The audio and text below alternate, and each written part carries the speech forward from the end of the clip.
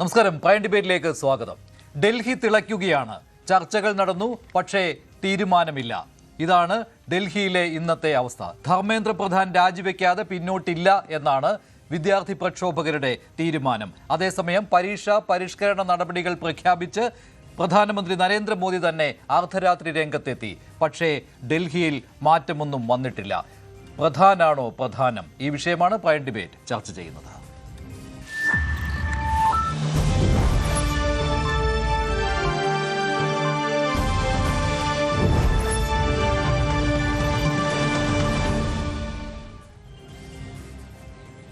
വാഗ്ദാനങ്ങൾ വന്നു, പക്ഷേ പ്രതിഷേധം അവസാനിച്ചില്ല. അപ്പോൾ രാജ്യം ഇന്ന് നേരിടുന്ന ചോദ്യം ഇതാണ്: പേപ്പർ ചോർച്ച ഒരു ഭരണപരമായ വീഴ്ച മാത്രമാണോ, അതോ രാഷ്ട്രീയ ഉത്തരവാദിത്തം ആവശ്യപ്പെടുന്ന വിഷയമാണോ? പ്രതിഷേധക്കാർ ആവശ്യപ്പെടുന്നത് പ്രധാന്റെ രാജി.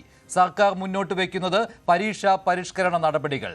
ചർച്ചകൾ പരാജയപ്പെടുമ്പോൾ തെരുവ് സമരം ശക്തമാകും. കേന്ദ്ര സർക്കാരിന് പ്രധാനമായാൽ പ്രക്ഷോഭം ഇനിയും ആളിക്കത്തും. മറുവശത്ത് പ്രക്ഷോഭം നടത്തുന്നവർക്ക് പ്രധാനമായാൽ വിദ്യാഭ്യാസമോ രാഷ്ട്രീയമോ എന്ന ചോദ്യം ഉയരും. പരീക്ഷാ പേപ്പർ ചോർച്ചയ്ക്കെതിരെ നടപടി പ്രഖ്യാപിച്ചു. അന്വേഷണം ശക്തമാക്കി. പരീക്ഷാ സംവിധാനത്തിൽ സമഗ്ര പരിഷ്കാരങ്ങൾ വാഗ്ദാനം ചെയ്തു. അർദ്ധരാത്രിയിൽ തന്നെ പ്രധാനമന്ത്രി നരേന്ദ്രമോദി രാജ്യത്തെ അഭിസംബോധന ചെയ്ത് വിദ്യാർത്ഥികളുടെ ആശങ്കകൾക്ക് മറുപടി പറയാൻ ശ്രമിച്ചു. എന്നാൽ പ്രതിഷേധക്കാർക്ക് ഒരേ ഒരാവശ്യം: ധർമ്മേന്ദ്ര പ്രധാൻ രാജിവെക്കണം. ഇവിടെയാണ് ചർച്ചയുടെ കേന്ദ്ര ബിന്ദു. പരീക്ഷാ തട്ടിപ്പിനെതിരെ കർശന നടപടി സ്വീകരിക്കുന്നതിന് പകരം ഒരേയൊരു മന്ത്രിയുടെ രാജിയിൽ മാത്രം പ്രതിഷേധം ഒതുങ്ങുന്നത് പ്രശ്നപരിഹാരത്തിനായുള്ള സമരമാണോ, അതോ രാഷ്ട്രീയ ലക്ഷ്യമുള്ള പ്രക്ഷോഭമാണോ? പ്രധാനമാകുന്നത് വിദ്യാർത്ഥികളുടെ ഭാവിയുടെ ചിന്തയോ പ്രതിപക്ഷത്തിന്റെ രാഷ്ട്രീയമോ? ഇന്ന് പ്രൈം ഡിബേറ്റിൽ പങ്കെടുക്കുന്നത് ശ്രീ MS വേണുഗോപാൽ, ശ്രീ സിബി സത്യൻ, ശ്രീ അഖിൽ പാലൂട്ടുമഠത്തിൽ, ശ്രീ രാഹുൽ ഈശ്വർ എന്നിവരാണ്. ശ്രീ MS വേണുഗോപാൽ, ഇന്ന് ചർച്ച നടന്നു, പക്ഷേ പരാജയപ്പെട്ടു. പക്ഷേ ഇന്നലെ രാത്രി അതൊരു സർജിക്കൽ സ്ട്രൈക്ക് എന്ന രീതിയിലാണല്ലോ പ്രധാനമന്ത്രി നരേന്ദ്രമോദി യുവാക്കളെ അഭിസംബോധന ചെയ്തത്. ഇതെല്ലാം കൂടി ചേർത്ത് വായിച്ചാൽ ധർമ്മേന്ദ്ര പ്രധാന്റെ രാജിക്കുള്ള സാധ്യത താങ്കൾ കാണുന്നുണ്ടോ? തീർച്ചയായിട്ടും രാജിക്കുള്ള സാധ്യത ഇപ്പോൾ കാണുന്നില്ല. കാരണം അത് പ്രധാനമന്ത്രി ഈ വിഷയത്തെ വളരെ ഗൗരവപൂർവ്വമാണ് കണ്ടിരിക്കുന്നത് നമുക്ക് മനസ്സിലാക്കാം. കാരണം അദ്ദേഹം ഇന്നലെ പ്രഖ്യാപിച്ചു കഴിഞ്ഞു, നീറ്റ് പരീക്ഷയിൽ മാത്രമല്ല ഈ രാജ്യത്ത് നടക്കുന്ന ഏത് പരീക്ഷയിലും എന്ത് അതിക്രമം കാണിക്കുന്നവരെയും ഫാസ്റ്റ് ട്രാക്ക് കോടതിക്ക് മുമ്പാകെ കൊണ്ടുവന്ന് അടിയന്തര നടപടികൾ സ്വീകരിക്കുന്നതിനും ശിക്ഷാ നടപടികൾ സ്വീകരിക്കുന്നതിനും പുതിയ ബില്ല് വരെ കൊണ്ടുവരാൻ തയ്യാറായിരിക്കുക.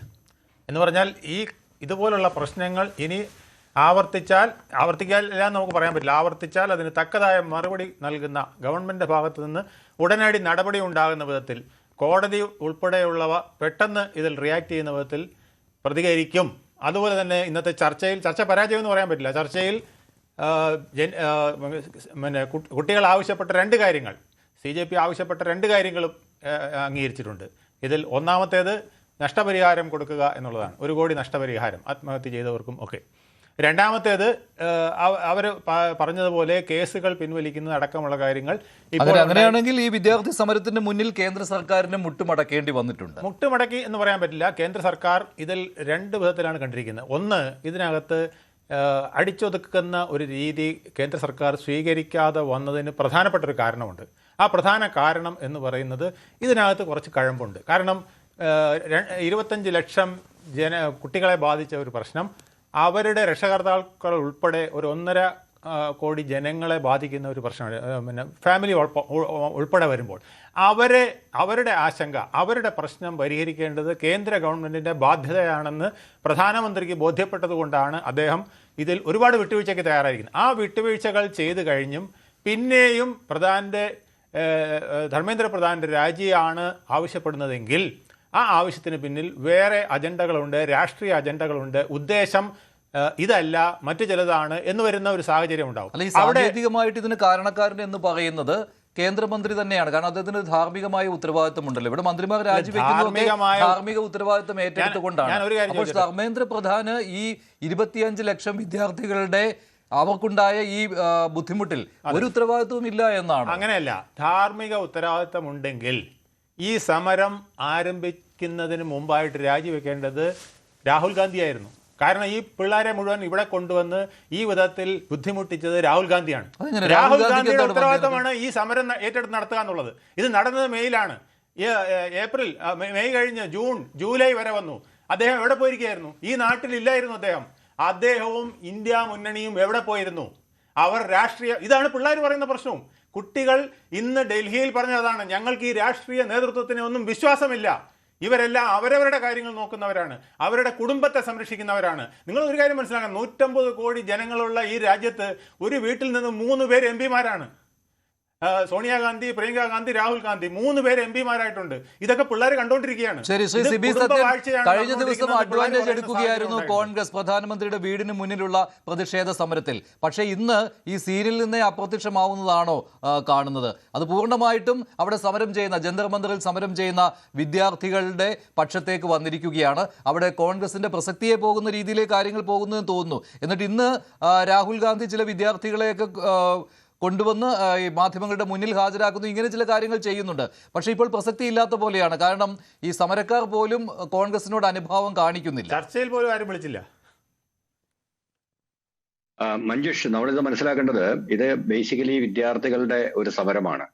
TJP എന്ന് പറയുന്ന ഒരു പ്ലാറ്റ്ഫോം ഒരുപാട് വിദ്യാർത്ഥികളെ ഇന്ത്യയുടെ വിവിധ ഭാഗങ്ങളിൽ നിന്നും ഡൽഹിയിൽ എത്തിച്ച് സമരം നയിക്കുകയാണ്. നമ്മുടെ നേരത്തെ കർഷക പ്രക്ഷോഭത്തിന്റെ കാര്യം പറഞ്ഞതുപോലെ ഇത് പ്രതിപക്ഷം നയിക്കുന്ന ഒരു സമരമല്ല, ഇത് ഇന്ത്യയിലെ യുവജനങ്ങൾ നയിക്കുന്ന ഒരു സമരമാണ്. അപ്പൊ അതിനകത്ത് അടിസ്ഥാനപരമായി അവരെ സപ്പോർട്ട് ചെയ്യുക, അവർക്ക് വേണ്ടുന്ന രീതിയിലുള്ള പിന്തുണ നൽകുക, അവർക്കൊപ്പം നിൽക്കുക എന്ന് പറയുന്ന കർമ്മമാണ് കോൺഗ്രസിന് പ്രധാനമായിട്ട് ചെയ്യാനുള്ളത്. അത് നമ്മൾ മെനഞ്ഞാന്ന് നമ്മൾ കണ്ടത് ആ ഒരു സമരം കംപ്ലീറ്റ് ആയിട്ട് കോൺഗ്രസ് ഏറ്റെടുക്കുന്ന ഒരു കാഴ്ചയാണ്. വിദ്യാർത്ഥികളുടെ പിള്ളേർ പങ്കെടുത്തില്ലെങ്കിൽ ഈ സമരം ഉണ്ടാവില്ലായിരുന്നല്ലേ? ഈ വിഷയം ചർച്ച ചെയ്യപ്പെടുകയില്ലായിരുന്നു, പ്രതിപക്ഷം അനങ്ങില്ലായിരുന്നു അല്ലേ? അതെ, പ്രതിപക്ഷം അനങ്ങിയത് പിള്ളേർ ഇടപെട്ടുകൊണ്ടാണ്. ഇല്ലെങ്കിൽ അത് ഉണ്ടാവില്ലായിരുന്നാണ് താങ്കൾ പറയുന്നത്. പ്രതിപക്ഷത്തിന്റെ ഉത്തരവാദിത്വം പ്രതിപക്ഷത്തിന്റെ ഭാഗത്ത് വളരെ ഗുരുതരമായ ഒരു പിഴവുണ്ടായിട്ടുണ്ട്. പക്ഷെ നമ്മൾ അതിനേക്കാൾ മനസ്സിലാക്കേണ്ട നമ്മള് ശ്രീ വേണുഗോപാൽജി നേരത്തെ പറഞ്ഞതുപോലെ ഇതിന് പ്രതിപക്ഷ നേതാവ് രാഹുൽ ഗാന്ധി രാജിവെക്കണം എന്ന് പറയുന്ന ബാലിശമായ, അതായത് ധർമ്മേന്ദ്ര പ്രധാൻ വിദ്യാഭ്യാസ മന്ത്രിയായിരിക്കെ അദ്ദേഹത്തിന് എന്ത്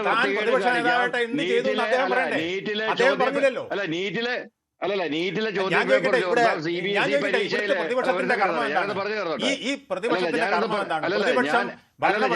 തെറ്റുകൾ തിരുത്താൻ തയ്യാറാവണ്ടേ?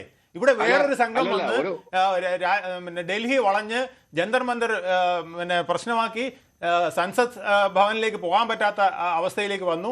ഈ സന്ദർഭത്തിൽ ചാടി വന്ന് ഒളിച്ചു വന്ന് ഇതിന്റെ മുമ്പിൽ പ്രത്യക്ഷപ്പെട്ടിട്ട് ഞാനാണ് ഇതിന്റെ നേതാവെന്ന് പറയുന്നത് ഏത് ന്യായമാണ്? ഇത് പണ്ടാരോ പറഞ്ഞ പോലെ അവന് വല്ലവരുടെയും സദ്യക്ക് പപ്പടം വിളമ്പിക്കൊടു എന്ന് പറയുന്ന പോലെയാണ് വേണുഗോപാൽ പറയുന്നത് കേട്ടാൽ തോന്നും. അതായത് ധർമ്മേന്ദ്ര പ്രധാൻ അല്ല ഇതിനകത്ത് പ്രധാനപ്പെട്ട കുറ്റവാളി.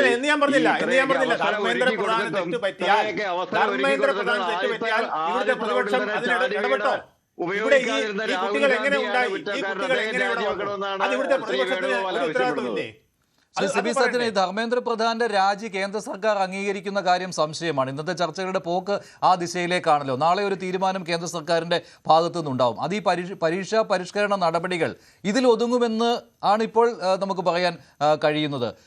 അത് പ്രക്ഷോഭം ആളിക്കത്താൻ ഇടയാക്കുമോ ഇല്ലയോ? ഞാൻ നേരത്തെ പറഞ്ഞതുപോലെ കേന്ദ്ര സർക്കാരിന് ഒരു നിലപാട് സ്വീകരിക്കാം. ആ നിലപാട് സമരക്കാർ അംഗീകരിച്ചു കൊള്ളണമെന്ന് നിർബന്ധമൊന്നുമില്ലല്ലോ. അപ്പൊ കേന്ദ്ര സർക്കാരിന് പറയാവുന്നത് ഞങ്ങൾക്ക് ധർമ്മേന്ദ്ര പ്രധാന്റെ രാജി ഞങ്ങൾ നൽകില്ല എന്നുള്ളതാണ്. അത് സമരക്കാർ അംഗീകരിക്കുമോ ഇല്ലയോ എന്നുള്ളത് അവര് തീരുമാനിക്കേണ്ട ഒരു കാര്യമാണ്. പക്ഷെ നിലവിലെ അവസ്ഥയിൽ എനിക്ക് തോന്നുന്നത്, പ്രത്യേകിച്ച് ഇന്ത്യ മൊത്തം ഇത്രയും അനുരണനങ്ങൾ ഉണ്ടാക്കുകയും ഇന്ത്യയിലെ എമ്പാടുമുള്ള പ്രമുഖരായ വ്യക്തികളൊക്കെ സപ്പോർട്ട് ചെയ്യുകയും, അതായത് ഈ നേരത്തെ പറഞ്ഞതുപോലെ സാധാരണഗതിയിലൊന്നും ഒരു സമരത്തിനും കിട്ടാത്തത്ര രീതിയിലുള്ള സപ്പോർട്ട് ഇന്ത്യയിലെ മൊത്തം സെലിബ്രിറ്റികൾ, അതായത് ക്രിക്കറ്റ് താരങ്ങളായാലും അല്ലെങ്കിൽ എഴുത്തുകാരായാലും അല്ലെങ്കിൽ സിനിമാക്കാരായാലും ഒക്കെ ഒരുപോലെ ഈ സമരത്തിന് പിന്തുണ പ്രഖ്യാപിക്കുന്നത് അഭൂതപൂർവമായ ഒരു കാഴ്ചയാണ്.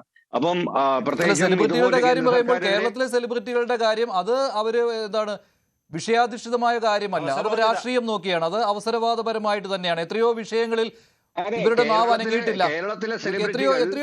എത്രയോ വിഷയങ്ങൾ ചൂണ്ടിക്കാണിക്കാം. കേരളത്തിലെ PSC വിഷയം ആരുടെയെങ്കിലും നാവ് അനങ്ങിയിട്ടുണ്ടോ ഇപ്പോൾ ഈ സംസാരിക്കുന്നവരുടെ? അതെ, ഞാനത് പൂർണ്ണമായിട്ടും മഞ്ജുഷ പറയുന്നതിനോട് യോജിക്കുന്നു. കാരണം കേരളത്തിലെ സെലിബ്രിറ്റികൾ അനുഭവിക്കുന്ന ഒരു പ്രശ്നമുണ്ട്. അതായത് ഈ സെലിബ്രിറ്റികൾ പലരും നമ്മൾ ഈ പറയുന്ന പോലെ വളരെ കഠിന ഹൃദയരൊന്നുമല്ല.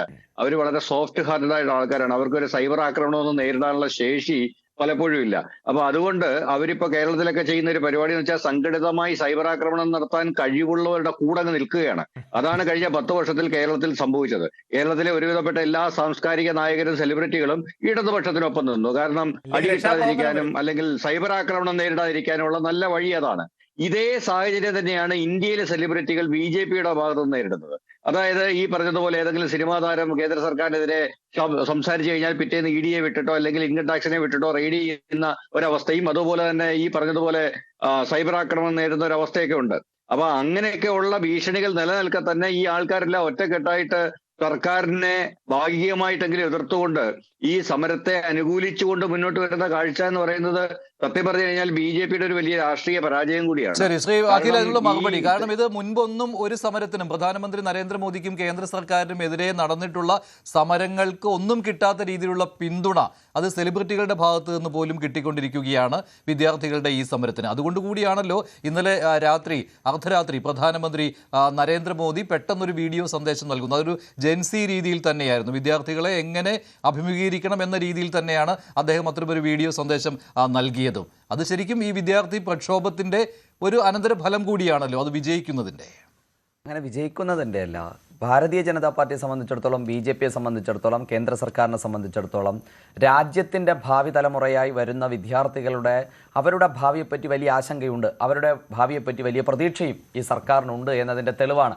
നിങ്ങൾ നേരത്തെ പറഞ്ഞതുപോലുള്ള സമരങ്ങൾ ഈ രാജ്യത്തുണ്ടാകുമ്പോൾ ആ രാജ്യത്തിൻ്റെ ഉണ്ടായ സമരങ്ങളിലെ മുദ്രാവാക്യങ്ങളിലൊന്നും സർക്കാർ ഒരു ചോദ്യവും ഉയർത്തിയിട്ടില്ല. പക്ഷേ ആ സമരം നടത്തിയതും ആ സമരത്തിന് നേതൃത്വം നൽകിയതും ആ സമരത്തെ പിന്തുണച്ച് മുമ്പിൽ നിന്നും ബാക്കിൽ നിന്നും അതിൻ്റെ അകത്ത് നിന്നും ആ സമരത്തെ നയിക്കുകയും ചെയ്ത ചില വ്യക്തികളുടെ താല്പര്യങ്ങളെ മാത്രമാണ് എല്ലാ കാലത്തും സർക്കാർ ചോദ്യം ചെയ്തിട്ടുള്ളത്. ഈ സമരത്തിലും ഞങ്ങൾ ആദ്യഘട്ടം മുതൽ BJP ആയാലും സർക്കാർ ആയാലും ആദ്യഘട്ടം മുതൽ വിദ്യാർത്ഥികളുടെ ആശങ്കയ്ക്കൊപ്പം നിന്ന സർക്കാരാണ്, വിദ്യാർത്ഥികളുടെ ആശങ്കയ്ക്കൊപ്പം നിന്ന പാർട്ടിയാണ് BJP. കാരണം ഞങ്ങൾ പറയുന്നത് ഈ നാട്ടിൽ ഒരു പരീക്ഷാ ക്രമക്കേടുണ്ടായി, ആദ്യമായ സംഭവമല്ല കേരളത്തിലോ അല്ലെങ്കിൽ രാജ്യത്തോ പരീക്ഷാ ക്രമക്കേടുണ്ടാകുന്നത്. ഈ നീറ്റ് പരീക്ഷ ഉണ്ടാകുന്ന 2013 മുതൽ തന്നെ ഈ നീറ്റ് പരീക്ഷയുമായി ബന്ധപ്പെട്ട് വലിയ ക്രമക്കേടുകൾ, 2015 ആദ്യത്തെ പരീക്ഷ ചോദ്യപേപ്പർ ചോർച്ച പോലും ഉണ്ടാകുന്ന ഒരു സാഹചര്യം ഉണ്ടാകുന്നുണ്ട്.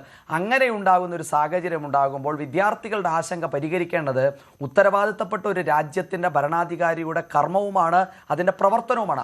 അതാണ് ഇന്നലെ രാജ്യത്തിന്റെ പ്രധാനമന്ത്രി ചെയ്തത്. വിദ്യാർത്ഥി സമരത്തിന് ശേഷമാണത്. വിദ്യാർത്ഥി സമരം വിജയിക്കുന്ന ഒരു ഘട്ടത്തിലേക്ക് പോകുന്ന ഈ സമയത്താണ് പ്രധാനമന്ത്രി ഇടപെടാൻ തയ്യാറായത്. അദ്ദേഹം എത്രയോ നാളുകൾ മൗനമായിരുന്നു ഈ വിഷയത്തിൽ. വിജയിക്കാൻ പോകുന്നു എന്ന് മഞ്ജുഷ ഉറപ്പിച്ചു പറയുന്നത് അല്ലെങ്കിൽ അത് കേന്ദ്ര സർക്കാരിന് ബോധ്യമാകുന്നു, ആ സമരം ഇനിയും മുന്നോട്ട് പോകുമെന്ന് പറയുന്നു. ഞങ്ങൾ ആ സമരത്തെ, വിദ്യാർത്ഥികളുടെ സമരത്തെ പൂർണ്ണമായും ചേർത്തുപിടിച്ച സർക്കാരാണെന്ന് ഞങ്ങൾ അഭിമാനത്തോടു കൂടി പറയാൻ കാരണം വിദ്യാർത്ഥികൾ ആദ്യഘട്ടത്തിൽ ഉയർത്തിയ ആശങ്ക, 25 ലക്ഷത്തോളം വരുന്ന വിദ്യാർത്ഥികൾ എഴുതിയ ഒരു പരീക്ഷയിൽ ഇത്തരത്തിലൊരു ക്രമക്കേട് ഉണ്ടാകുമ്പോൾ ആ ക്രമക്കേട് പൂർണ്ണമായും തള്ളിക്കൊണ്ട് ആ ടെസ്റ്റിംഗ് അതോറിറ്റിയെ മാറ്റി നിർത്തി ആ വിദ്യാർത്ഥികൾക്ക് ആവശ്യപ്പെട്ട അവർ മുന്നോട്ട് വെച്ച രീതിയിൽ തന്നെ ആ പരീക്ഷ നടത്താനുള്ള ഒരു തയ്യാറെടുപ്പ് നടത്തിയ സർക്കാരിൻ്റെ ഭാഗമായിട്ടാണ് നമ്മൾ നിന്ന് പറയുന്നത്. മെയ് 3-നാണ് ഈ പരീക്ഷ നടക്കുന്നത്. മെയ് 7-നാണ് 4-ാം തീയതിയാണ് ക്രമക്കേടുകളും ചോദ്യപേപ്പർ ചോർച്ചയുമായി ബന്ധപ്പെട്ട് കാര്യങ്ങൾ ഉയർന്നു വരുന്നത്. മെയ് 8-ാം തീയതി തന്നെ NDA കേസ് അന്വേഷണം സംസ്ഥാനത്തെ പോലീസിനെയും സ്പെഷ്യൽ റിക്രൂട്ട്മെന്റ് ഏജൻസിയെയും വച്ച് അന്വേഷണം ആരംഭിക്കുന്നുണ്ട്. മെയ് 12-ാം തീയതി 9-ാമത്തെ ദിവസം പരീക്ഷ ഔദ്യോഗികമായി റദ്ദ് ചെയ്ത് കേസ് CBIക്ക് കൈമാറുന്നുണ്ട്. മെയ് 15-ന്, അതായത് 12 ദിവസം പിന്നിടുമ്പോൾ വിദ്യാഭ്യാസ മന്ത്രി വാർത്താ സമ്മേളനം നടത്തി സംഭവത്തിലുണ്ടായ ആ ഗുരുതരമായ ആരോപണങ്ങൾ ചൂണ്ടിക്കാട്ടി തെറ്റുകാർക്കെതിരെ നടപടിയെടുത്ത് പുതിയ തരത്തിലുള്ള പരീക്ഷ നടത്താനുള്ള നടപടിക്രമങ്ങൾ സ്വീകരിക്കുന്നുണ്ട്. ജൂൺ 21-ന് വീണ്ടും നീറ്റ് പരീക്ഷ വിജയകരമായി പൂർത്തിയാക്കുന്നുണ്ട്. ജൂലൈ 16-ന് നീറ്റ് പരീക്ഷയുടെ ഫലം പ്രസിദ്ധീകരിച്ച് വിദ്യാർത്ഥികൾ മുഴുവൻ കൗൺസിലിംഗ് നടപടിയിലേക്ക് കടന്നു പോകുന്നുണ്ട്. CBIയുടെ നടപടിയിൽ ചോദ്യപേപ്പർ അതിന് പിന്നിലുള്ള 13 പ്രതികളെ കണ്ടെത്തി അത് അറസ്റ്റ് ചെയ്ത് അറസ്റ്റുമായി മുന്നോട്ട് പോയി സർക്കാർ കൃത്യമായ അതിൻ്റെ രേഖാമൂലം, അതായത് ഈ ചോദ്യപേപ്പർ ചോർച്ചയുണ്ടായി അല്ലെങ്കിൽ പരീക്ഷയിൽ ക്രമക്കേട് നടന്നു എന്ന് പറയുന്ന മെയ് 7-ന് പരീക്ഷ നടന്ന മെയ് 3 മുതൽ അതിൻ്റെ നടപടിക്രമങ്ങളെല്ലാം കൃത്യമായി നടപ്പിലാക്കി വിദ്യാർത്ഥികളെ ചേർത്ത് പിടിച്ച സർക്കാരാണ്. പക്ഷേ നേരത്തെ ഇവിടെ സൂചിപ്പിച്ചതുപോലെ ഊര് തണ്ടാൻ പോയി കറങ്ങി നടന്ന് എല്ലാ സ്ഥലത്തും പോയി കറങ്ങി നടന്നിട്ട് തിരിച്ച് വീട്ടിലേക്ക് കയറി വന്ന ദേ സരസു നിന്റെ മോൻ തോറ്റു തുന്നമ്പാടി വരുന്നു എന്ന് സിനിമയിൽ പറയുന്ന പോലെ കയറി വന്നിട്ട് അതിനെ ഒന്ന് ഓവർകം ചെയ്യാൻ വിദ്യാർത്ഥികൾ നടത്തിയ സമരത്തിൽ നാടകീയമായി നാടകം കളിച്ച് അതിൽ കയറിപ്പറ്റുകയാണ് ഈ രാജ്യത്തിന്റെ പക്ഷെ അതിന് കിട്ടുന്ന പിന്തുണയെ പറ്റിയാണ് ഇവിടെ സിബി വാചാലനായത്. അതിന് കിട്ടുന്ന പിന്തുണ ആ സമരത്തിന് എന്തു പിന്തുണയാണ്? കോൺഗ്രസിന്റെ സമരത്തിന് എന്തു പിന്തുണയായത്? ഈ സമരത്തിന് നേതൃത്വം നൽകിയ സോനം വാങ്ചു ആ കേന്ദ്രത്തിന്റെ ആഭ്യന്തരമന്ത്രിയാണ് അദ്ദേഹത്തിന്റെ നിരാഹാര സമരം അവസാനിപ്പിക്കുന്നത്. എന്റെ കോൺഗ്രസ്സുകാരെ വിളിച്ച് ഞാൻ നിരാഹാര സമരം നടത്തുമ്പോൾ എന്നെ പിന്തുണച്ച ഈ ഇന്ത്യ മുന്നണിയുടെ നേതാക്കൾ വന്ന് എന്റെ സമരത്തിന് ഐക്യദാർഢ്യം പ്രഖ്യാപിച്ചതല്ലേ? അവർ ഒരു ഗ്ലാസ് വെള്ളം എനിക്ക് തന്ന് ഈ സമരം അവസാനിപ്പിക്കാത്തത് എന്ത് എന്ന് അദ്ദേഹം പോലും പറയാത്തത് ഇവരെ വിശ്വസിക്കാൻ കൊള്ളില്ല. ഈ രാജ്യത്തെ കോൺഗ്രസിനെ വിശ്വസിക്കാൻ കൊള്ളില്ല. നിരാഹാരം അവസാനിച്ച് മടങ്ങി കേട്ടോ. അത് ഇത്തരത്തിലുള്ള ഒരു ആക്ഷേപത്തിന് കാരണമായിട്ടുണ്ട്. ഞാനൊരു കാര്യം പറയട്ടെ മഞ്ജുഷ്. അതായത് അദ്ദേഹം കഴിഞ്ഞ 25 ദിവസമായിട്ട് നിരാഹാരം കിടക്കുകയാണ്. അദ്ദേഹത്തിനെ അറസ്റ്റ് ചെയ്ത് ആശുപത്രിയിൽ കൊണ്ടുപോയി അവിടെയും ചെന്നിട്ട് അദ്ദേഹത്തിന്റെ ഈ പറഞ്ഞതുപോലെ നിരാഹാരം തുടരുന്നു. അവസാന നേതാക്കന്മാരോട് ചർച്ച ചെയ്ത് അവസാനിപ്പിക്കുമ്പോഴാണല്ലോ സാധാരണഗതിയിൽ ഒരു ചർച്ചയുടെ ഒരു പ്രത്യേക സന്ദർഭത്തിൽ, അതായത് ഏതെങ്കിലും ചില ഡിമാൻഡുകൾ അംഗീകരിക്കുമ്പോഴാണല്ലോ അവര് നിരാഹാരം പോലുള്ള 25 ദിവസമായിട്ട് ഭക്ഷണം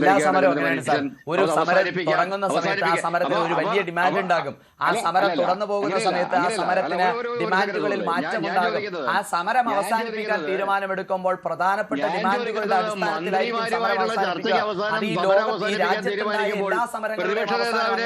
നാരങ്ങ വെള്ളം കുടിക്കണമെന്ന് പറയുന്നതിന്റെ ലോജിക്ക് എനിക്ക് മനസ്സിലാവുന്നില്ല.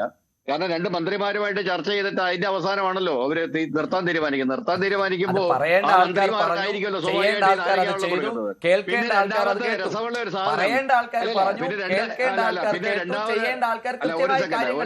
അത്രേ ഉള്ളൂ. സമരം തുടങ്ങാനും സമരം അവസാനിപ്പിക്കാനും സമരം ഏത് ഘട്ടത്തിലൂടെ കൊണ്ടുപോയത് നല്ല ധാരണയുണ്ട് സാർ. അല്ല, ഒരു സെക്കൻഡ് ഞാൻ സംസാരിച്ചു. ഞാൻ പറയുന്നത് ഇപ്പം നിലവിലെ 2 ഡിമാൻഡാണ് അവർ അംഗീകരിച്ചത്. ഒന്ന്, ഈ കുറ്റമറ്റ അന്വേഷണം നടത്തും, പുതിയ സിസ്റ്റം ഒക്കെ ഉണ്ടാക്കുമെന്ന് പറയുന്നുണ്ട്. രണ്ടാമത്തത്, ഈ മരിച്ചുപോയ കുട്ടികൾക്ക് നഷ്ടപരിഹാരം നൽകും, മരിച്ചുപോയ കുട്ടികളുടെ വീട്ടുകാർക്ക് നഷ്ടപരിഹാരം നൽകുമെന്ന് പറയുന്നുണ്ട്. ഇപ്പൊ ചുരുക്കത്തില് അതെ 23 ഇത്തരത്തിലുള്ള ക്രമക്കേടുകൾ ഉണ്ടാകാതിരിക്കാൻ അത് തടയുവാനായിട്ട് കർശന ബില്ലുണ്ട്. അല്ല, ഇതിനപ്പുറം പ്രധാന രാജി കൂടിയേ തീരൂ. അതായത് പ്രധാനമാകണമെന്നാണെങ്കിൽ അവിടെ രാഷ്ട്രീയമില്ല എന്നാണ്. മഞ്ജുഷ്, അതിലേക്ക് പോകുന്നതിന് മുമ്പ് ഒരു കാര്യം പറഞ്ഞോട്ടെ. അതായത് ഈ ആത്മഹത്യ ചെയ്ത 22 23 കുട്ടികളുടെ മരണത്തിന് ഉത്തരവാദി തങ്ങളാണ്, അല്ലെങ്കിൽ വിദ്യാഭ്യാസ വകുപ്പാണ് എന്ന് ഗവൺമെന്റ് അംഗീകരിച്ചല്ലോ. അതുകൊണ്ടാണല്ലോ അവർ നഷ്ടപരിഹാരം കൊടുക്കാൻ തീരുമാനിച്ചത്. അപ്പൊ ഇത്രയും കുട്ടികളുടെ മരണത്തിന് തങ്ങൾ ഉത്തരവാദിയായി എന്ന് ഇത്രയും കാലമായിട്ട് അവർ പറഞ്ഞുകൊണ്ടിരുന്നത് എന്താ? ഇവരുടെ ഹാൻഡിലുകളെല്ലാം പറഞ്ഞത് പരീക്ഷ എടുക്കുമ്പോൾ ഒത്തിരി കുട്ടികൾ ആത്മഹത്യ ചെയ്യാറുണ്ട്, അതൊക്കെ കഴിവില്ലാത്ത കുട്ടികളാണ്, മനഃശക്തി ഇല്ലാത്ത കുട്ടികളാണ്, അതിനകത്തൊന്നും വലിയ കാര്യമൊന്നുമില്ല എന്ന് പറഞ്ഞിട്ട് ഇപ്പൊ ഇവർക്ക് നഷ്ടപരിഹാരം കൊടുക്കുന്ന എന്തിനാ? അപ്പം അതിനർത്ഥം ഈ കുട്ടികളുടെ മരണത്തിന് ധാർമ്മികമായി തങ്ങൾ ഉത്തരവാദികളാണ് എന്ന് സർക്കാർ സമ്മതിച്ചിരിക്കുകയാണ്. ഓക്കെ, അതൊരു വലിയ നേട്ടമാണെന്നേ. അപ്പം ഞാൻ പറയുന്നത്, വാങ്ചുക്കിനെ പോലെ ഒരാൾ നിരാഹാരം അവസാനിപ്പിക്കാൻ ഇത്രയും തന്നെ സർക്കാർ സമ്മതിച്ചാൽ മതി. ഇനി രണ്ടാമത്തെ കേസ്, ഇപ്പൊ ഇദ്ദേഹം BJP പ്രതി വളരെ വാചാലനായിട്ട് സംസാരിച്ചല്ലോ. അതായത് ഈ വിവരം അറിഞ്ഞ ഉടനെ ഗവൺമെന്റ് അത് ചെയ്തു, ഇത് ചെയ്തു, മലമറിച്ചു എന്നൊക്കെ. ഇതിന് തൊട്ട് മുമ്പ് CBSE പരീക്ഷയുടെ ഫലം വന്നു. ഈ ഫലത്തിനകത്ത് പുതിയ മൂല്യനിർണ്ണയ സംവിധാനം ഏർപ്പെടുത്തിയതിന്റെ ഏറ്റവും വലിയ പ്രശ്നത്തിന്റെ ഫലമായിട്ട് ഒരു കൊച്ചുകുട്ടി, 17 വയസ്സുള്ള ഒരു കുട്ടി, ഇതിനകത്ത് ഈ റിസൾട്ടിനകത്ത് വളരെ സീരിയസ് ആയ തെറ്റുണ്ട് എന്ന് കാണിച്ചുകൊണ്ട് ഒരു യൂട്യൂബ് വീഡിയോ പുറത്തിറക്കിയപ്പോ ആ കുട്ടിയെ പാകിസ്ഥാൻകാരനാക്കിയ ടീംസാണിത്. മനസ്സിലായോ? ആ കുട്ടിയെ പാകിസ്ഥാൻകാരനായിട്ടും രാജ്യദ്രോഹിയായിട്ടും 17 വയസ്സുള്ള ഒരു കുഞ്ഞിന്റെ കാര്യമാണ് പറയുന്നത്. അതിനെ രാജ്യദ്രോഹിയായിട്ടും പാകിസ്ഥാൻകാരനായിട്ടും ചിത്രീകരിച്ച് അവനെ അവിടുന്ന് ഓടിക്കണം എന്ന് പറഞ്ഞ് ബഹളം ഉണ്ടാക്കിയ ഒരു ടീമാണ് അവസാനം മൊത്തം ഈ. അങ്ങനെയാണെങ്കിൽ താങ്കൾ നേരത്തെ പറയുണ്ടായി യുവാക്കളെ ചേർത്ത് പിടിക്കുന്ന ഒരു പ്രസ്ഥാനമാണ്, അതുപോലെ തന്നെ യുവാക്കളെ ചേർത്ത് പിടിക്കുന്നവരാണ് കേന്ദ്ര സർക്കാർ എന്ന്. അപ്പോൾ ഇതോ? അല്ല, ഇതൊക്കെ ഒറ്റപ്പെട്ട സംഭവമാണ്. ഞാനെങ്കിൽ ചോദിക്കുന്നുണ്ട്, ഇവിടെ PSC എഴുതുന്ന ഇവിടെ ഈ കൺമുമ്പിൽ ഈ പറയുന്ന കോൺഗ്രസ് മാധ്യമ പ്രവർത്തകന്റെ കൺമുമ്പിൽ തിരുവനന്തപുരത്ത് സെക്രട്ടേറിയറ്റിന് പഠിക്കൽ റാങ്ക് ലിസ്റ്റിൽ പേര് വന്നതിന്റെ ഭാഗമായി ജോലി കാത്തിരുന്ന പെൺകുട്ടികളും ആൺകുട്ടികളും കേരളത്തിന്റെ യുവത്വം അതാ സെക്രട്ടേറിയറ്റിന് മുമ്പിൽ മണ്ണുവാരി തിന്നുന്നുണ്ട്, മുട്ടിലിഴയുന്നുണ്ട്, കയ്യിൽ കർപ്പൂരം വെച്ച് കത്തിക്കുന്നുണ്ട്. എന്തേ അവരെ നിങ്ങൾ കാണാതെ പോകുന്നുണ്ട്? അവർ വേറെ ഏതെങ്കിലും രാജ്യത്തുള്ളവരായോണ്ടാണോ ഈ സർക്കാർ കാണാതെ പോകുന്നത്? ഈ സർക്കാർ അവരുടെ കണ്ണീര് കാണാതെ പോകുന്നത്, അവർ പറയുന്നത് കേൾക്കാതെ പോകുന്നത്? നിങ്ങൾ മറ്റു കാര്യങ്ങളെ പോകുമ്പോൾ നിങ്ങളുടെ വീട്ടുമുറ്റത്ത് നിങ്ങളുടെ മൂക്കിന് താഴെ നടക്കുന്ന സംഭവങ്ങൾ നിങ്ങൾ കാണാതെ പോകരുത്. നിങ്ങൾ ഈ കേരളത്തിലെ പരീക്ഷ 2 ദിവസം മുമ്പല്ലേ ഈ സർക്കാർ അധികാരത്തിൽ വന്ന ഒരാഴ്ച മുമ്പല്ലേ ഈ PSC എഴുതിയ പരീക്ഷ ചോദ്യപേപ്പർ PSCയുടെ പരീക്ഷാ ചോദ്യപേപ്പർ ചോർന്ന് ആ പരീക്ഷ മാറ്റിവെച്ചത് അതിന്റെ ഭാഗമായി എത്ര കുട്ടികൾ, ഉദ്യോഗാർത്ഥികൾ, പരീക്ഷാർത്ഥികൾ, എത്ര പേർക്ക് മാനസികമായ സംഘർഷമുണ്ടായി.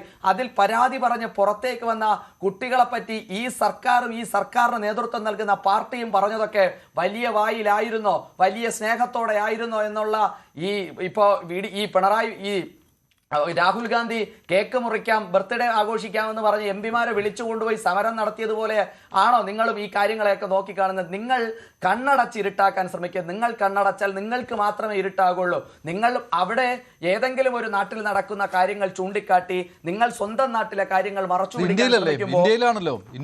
അല്ല, ഞാൻ പറയുന്നത് അങ്ങനെ ഒരു സംഭവം ഉണ്ടായിട്ടുണ്ട് എങ്കിൽ ഈ പറയുന്ന സോഷ്യൽ ഹാൻഡിലുകൾ, ഞങ്ങളുടെ ഏതോ സോഷ്യൽ ഹാൻഡിലുകൾ പറഞ്ഞു എന്നാണ്. ഔദ്യോഗികമായി ഏതെങ്കിലും ഞങ്ങളുടെ BJPയുടെ അല്ലെങ്കിൽ BJPയുമായി അനുഭാവമുള്ള ഏതെങ്കിലും സോഷ്യൽ ഹാൻഡിലുകൾ അങ്ങനെ കൈകാര്യം ചെയ്തതായിട്ട് മഞ്ജുഷിന്റെ അറിവിലുണ്ടോ? എന്റെ അറിവിൽ എന്തായാലും ഇല്ല. പാർട്ടി അത്തരത്തിലൊരു നിലപാട് സിബി, അത് അങ്ങനെയാണോ? BJPയുടെ ഔദ്യോഗികമായിട്ടുള്ള ഒരു പ്രഖ്യാപനമോ അങ്ങനെ ഒരു ആരോപണമോ ആണോ? എന്റെ മഞ്ജുഷ്, നിങ്ങളൊരു കാര്യം ആലോചിക്കേണ്ടത്, ഇന്ത്യയിൽ BJP നിയന്ത്രിക്കുന്ന BJPയുടെ IT സെൽ നിയന്ത്രിക്കുന്ന 10,000 ലക്ഷക്കണക്കിന് ഹാൻഡിലുകളുണ്ട്. ഈ ഹാൻഡിലെല്ലാം വന്നു നിന്നിട്ട് ഈ പയ്യനെ രാജ്യദ്രോഹി എന്ന് വിശേഷിപ്പിച്ചതും പാകിസ്ഥാൻകാരെന്ന് വിശേഷിപ്പിച്ചത് ആരാണ്? ഈവൻ ഈ NIT പരീക്ഷയിൽ തന്നെ ഈ പറഞ്ഞതുപോലെ നമ്മളത് ഈ വെളിയിൽ നിന്നുള്ള ആൾക്കാർ വന്നിട്ട് ഇവിടെ പരീക്ഷ എഴുതുന്നു തുടങ്ങിയ ഇത്തരത്തിലുള്ള വളരെ വൃത്തികെട്ട രീതിയിൽ വളരെ അധമമായ കാര്യങ്ങളൊക്കെ പറഞ്ഞ് പ്രചരിപ്പിക്കുന്ന ആരാണ്? ഞാൻ ചോദിക്കുന്നത്, ഇവർ എത്ര കാലം ഈ രാജ്യസ്നേഹം പറഞ്ഞിരിക്കുമെന്നേ?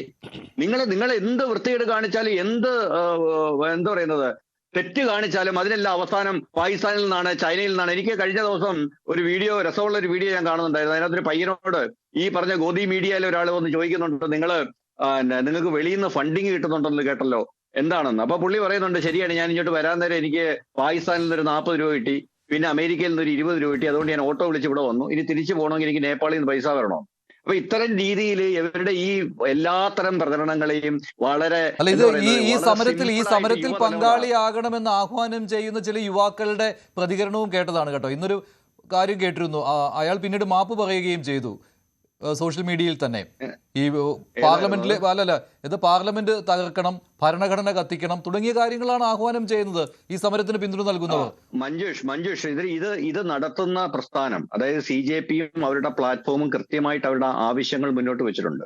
ഈ സമരത്തിൽ പങ്കെടുക്കാൻ പ്രചോദിതരായിട്ട് പല സ്ഥലങ്ങളിൽ നിന്ന് വരുന്ന ആൾക്കാര് ചിലപ്പോൾ പയ്യന്മാരായിരിക്കും, 17 വയസ്സുള്ളതും 18 വയസ്സുള്ളതും. എന്നാലും ഞാനും കേട്ടു, ആരാണ്ട് പ്രധാനമന്ത്രിയെ വേണമെങ്കിൽ വെടിവെക്കണമെന്നൊക്കെ പറയുന്ന ആൾക്കാർ, പിള്ളേരുണ്ട്, കൊച്ചു പിള്ളേരാന്നേ. 17 അവര് പറയണമെന്നല്ല ഞാൻ പറയുന്നത്, അവര് പറയാൻ പാടില്ല. പക്ഷേ അത്രയും അങ്ങനെയാണെങ്കിൽ താങ്കൾ പറഞ്ഞു ഈ BJPയുടെ സോഷ്യൽ മീഡിയ ഹാൻഡിലുകൾ കൈകാര്യം ചെയ്യുന്നവരിൽ നിന്ന് ഇത്തരത്തിലുള്ള പരാമർശം വന്നു, പാകിസ്ഥാൻകാരനാണെന്നോ അങ്ങനെയുള്ള പരാമർശം വന്നു എന്നൊക്കെ. അപ്പോൾ രണ്ടും ഈക്വൽ ആണല്ലോ, രണ്ടും ഒരിക്കലും ഈക്വലല്ല, ഗണത്തിൽപ്പെടുന്നവരാണ്. കാരണം എന്ന് വെച്ച് കഴിഞ്ഞാൽ നിങ്ങൾ വളരെ രാഷ്ട്രീയമായ ഒരു ജനക്കൂട്ടത്തിനെ കൈകാര്യം ചെയ്യുന്നതും വളരെ ഓർഗനൈസ്ഡ് ആയ ഒരു പാർട്ടിയെ കൈകാര്യം ചെയ്യുന്നതും എങ്ങനെയാണ് ഒരേ അളവിലാവുന്നത് മഞ്ജുഷ്? ഇത് വളരെ ഓർഗനൈസ്ഡ് ആയ ഒരു പ്രസ്ഥാനമാണ്, വളരെ കൃത്യമായിട്ടുള്ള അജണ്ടയുള്ള, വളരെ കൃത്യമായ സെറ്റപ്പ് ഉള്ള, കൃത്യമായ കേഡർ സിസ്റ്റം ഉള്ള. അങ്ങനെയാണെങ്കിൽ നുഴഞ്ഞുകയറ്റം നടക്കുന്നുണ്ടല്ലോ ശ്രീ സിബി. ഈ രീതിയിലുള്ള നുഴഞ്ഞുകയറ്റം നടക്കുകയാണെങ്കിൽ അത് രാജ്യത്തിനാകെ ആപത്താണ്. ഇപ്പോൾ രാഹുൽ ഈശ്വർ ചേരുന്നുണ്ട്, ജന്തർ മന്ദറിലാണ് അദ്ദേഹം ഉള്ളത്. ശ്രീ രാഹുൽ ഈശ്വർ, എന്താണ് അവിടെ കാണുന്നത് ഇപ്പോൾ? താങ്കൾ സമരത്തിൽ പങ്കെടുക്കാൻ പോയതാണോ? നെറ്റില്ലേ? ശരി, ശ്രീ MS വേണുഗോപാൽ, ഇപ്പോൾ സിബി പറഞ്ഞതിന് മറുപടി. അല്ല, സിബി പറഞ്ഞത് അവിടെ അരാജകത്വം നടക്കുന്നു എന്നാണ്.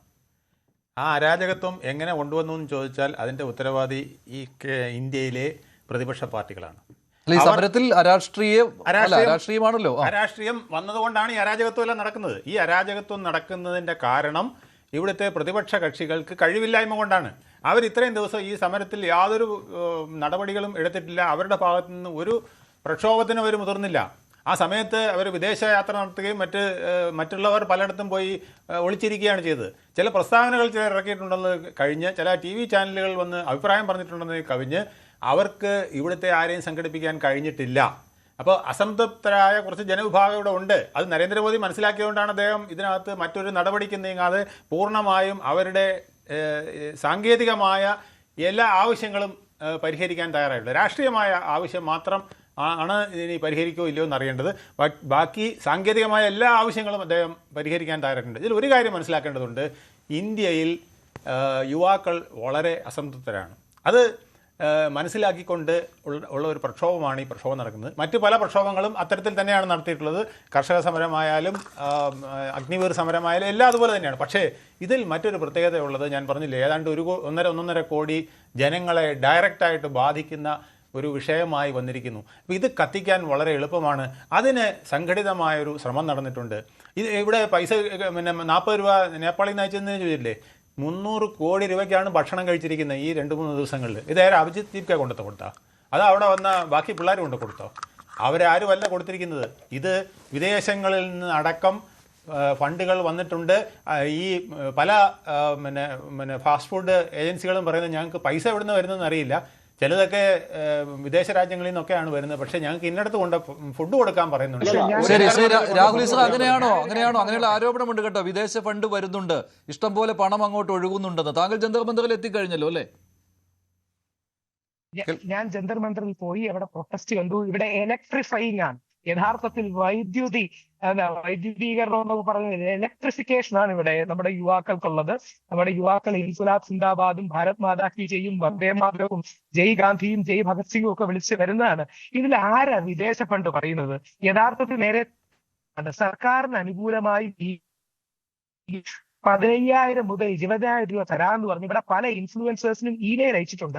ആ ഇൻഫ്ലുവൻസേഴ്സ് ഫ്രെഡി പോലെ വളരെ ക്രെഡിബിലിറ്റി ഉള്ള, ഫ്രെഡി ലെഫ്റ്റ് ആണ്, ഞാൻ ലെഫ്റ്റ് അല്ല, പക്ഷെ ഫ്രെഡി അടക്കം അതിന്റെ തെളിവുകൾ സഹിതം പുറത്തു വിട്ടിട്ടുണ്ട്, കൺസൾട്ടൻസിയുടെ പേര് വരെ. അതായത് യഥാർത്ഥത്തിൽ സർക്കാരിന് അനുകൂലമായി പ്രൊപ്പഗൻഡ ചെയ്യാൻ 15,000 രൂപ വെച്ച് കൊടുക്കുകയാണ്. അവിടെ ഇന്ത്യയിലെ യുവത്വം ഉണർന്ന് പോരാടുകയാണ്. 2, അഥവാ ഇന്ത്യയിലേക്ക് ഫോറിൻ ഫണ്ട് വന്നു എന്നിരിക്കട്ടെ, വന്നിട്ടില്ല, അവർക്ക് ചുമ്മാ പറയുന്നതാണ്. വന്നെങ്കിൽ നമ്മുടെ ഏജൻസീസ് എന്ത് ചെയ്യായിരുന്നു? ഉറങ്ങിക്കൊണ്ടിരിക്കുകയായിരുന്നു.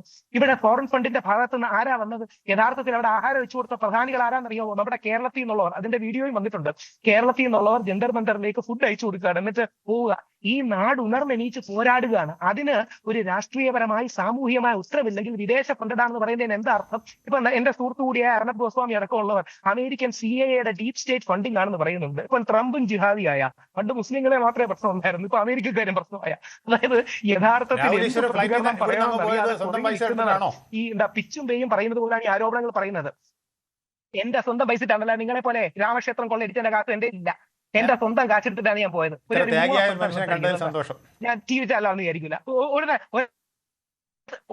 ഒരുതരം മാന്യതയില്ലാത്ത സംസാരിക്കുന്നത്. അല്ലല്ല, ഞാൻ ചോദിക്കുന്നത് താങ്കൾ ഇത്തരത്തിൽ പക്ഷേ ഇവിടുന്ന് ഫ്ലൈറ്റിൽ കയറി നിരവധി എല്ലാവരും കയ്യിൽ നിന്ന് പൈസ ഇട്ടാണ് ഇത്തരം സമരത്തിന് പോകുന്നതെങ്കിൽ താങ്കൾ സമരം സംഘടിപ്പിച്ചിട്ടുണ്ടാവില്ല. ഞാൻ ആയിരക്കണക്കിന് സമരങ്ങൾ കേരളത്തിലടക്കം സംഘടിപ്പിച്ചിട്ടുള്ള ആളാണ്. എനിക്കറിയാം എങ്ങനെ ഒരാൾ വരും, എത്ര ബുദ്ധിമുട്ടിയാലാണ്, ഏത് ത്യാഗവും സഹിച്ച ആളുകൾ ഇതിന് ഇങ്ങനെ എത്തണമെന്നുണ്ടെങ്കിൽ അതിന് വേറെ ചില മെത്തേഡുകളുണ്ട്. ആ മെത്തേഡുകൾ ഉപയോഗിച്ചിട്ടുണ്ട്. താങ്കൾ അണ്ണാ ഹസാരയുടെ സമരത്തിൽ പങ്കെടുത്തതാണല്ലോ, അവിടെയും ഇങ്ങനെ ഫണ്ടിംഗ് ഉണ്ടായിരുന്നു. അവിടെ ഫണ്ടിംഗ് ഉണ്ടായിരുന്നു, കുറേയൊക്കെ ഫണ്ടിംഗ് ഉണ്ടായിരുന്നു. അല്ലല്ല, ഒരു